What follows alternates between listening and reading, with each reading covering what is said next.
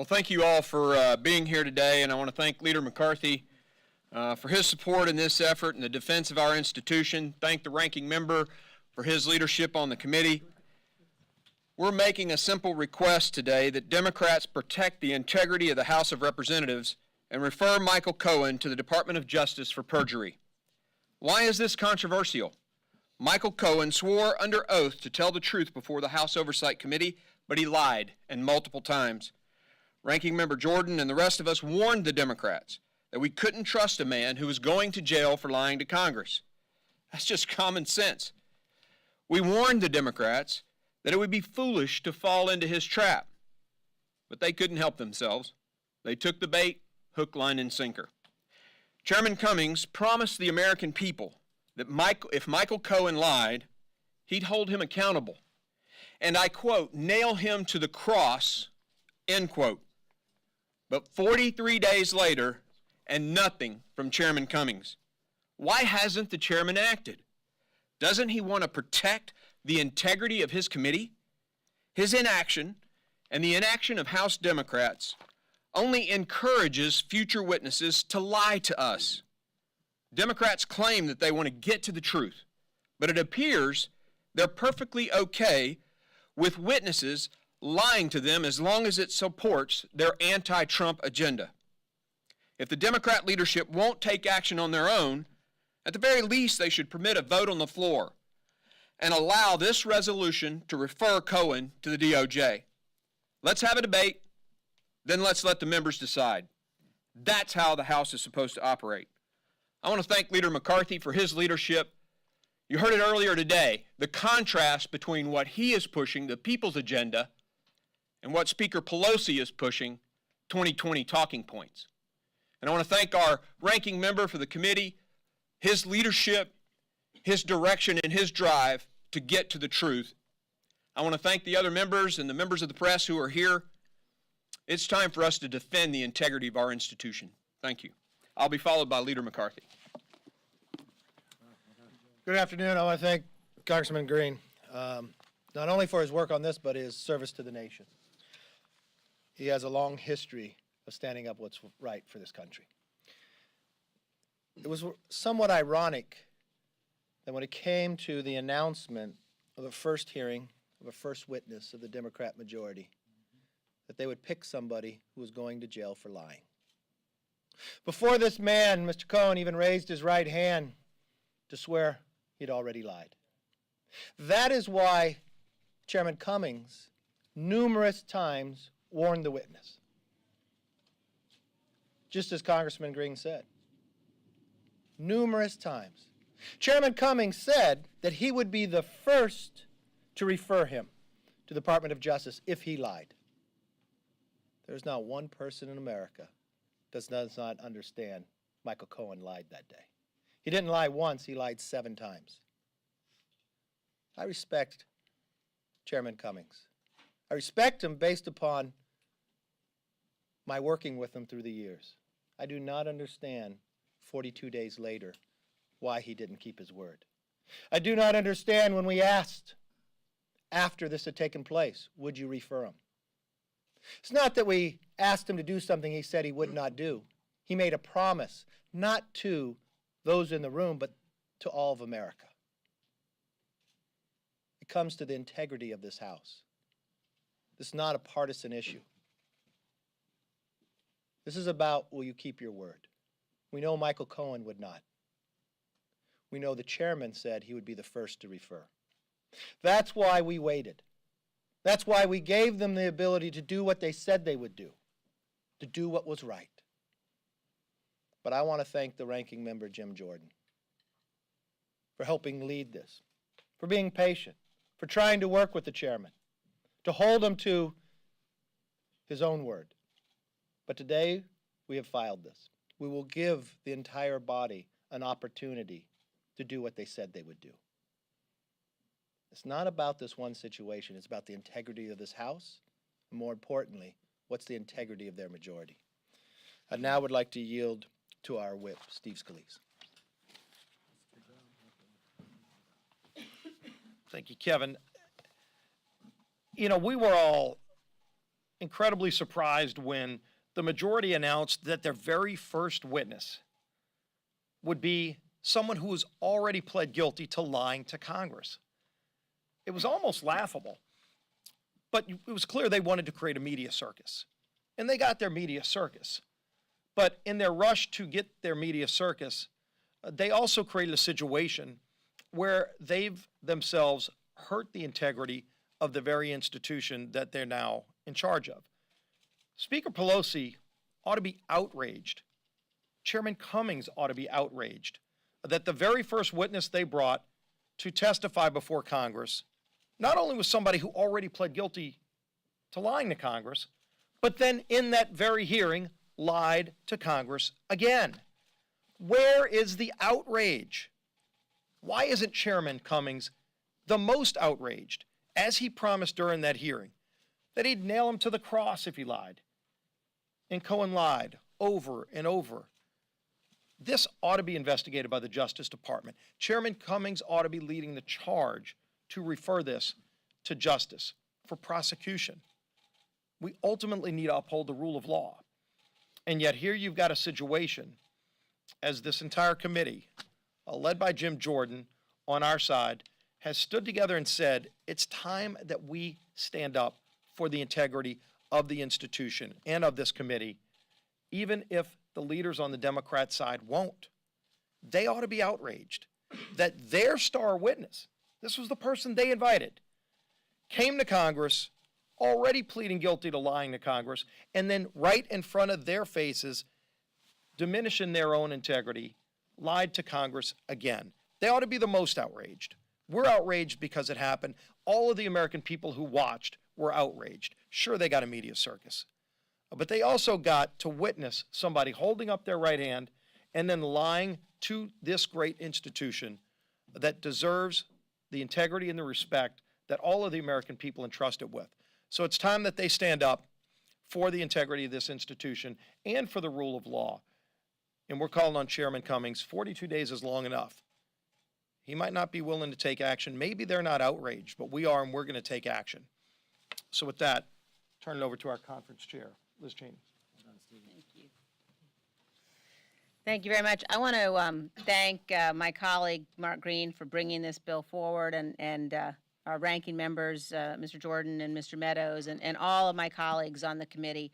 The Democrats, led by Mr. Cummings, really do have a choice to make here. They can either demonstrate that they actually are committed to the rule of law, that they're committed to the integrity of this institution, that they're committed to the truth, or by failing to take action, by failing to support this referral, they'll be demonstrating that they really are just about partisan politics.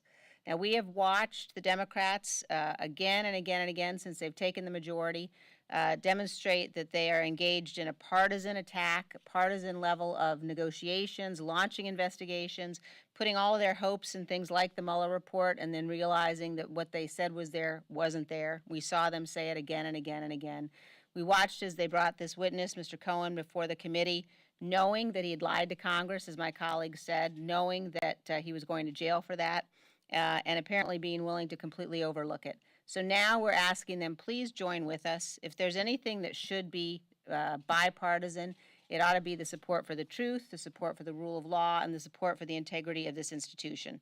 Because congressional investigations and congressional oversight will be damaged severely and potentially permanently if our committee chairmen are not willing to stand up and do the right thing when somebody very clearly perjures themselves in front of our committees. So I want to thank my colleagues for their hard work on this. Thanks to the leader very much and to the whip for their support. And I'd like to turn things over now to Mr. Meadows. Well, I want to thank the leadership for joining us in this effort to get to the truth. And that's what this is all about. Congressman Green has introduced this particular resolution. It's actually been filed.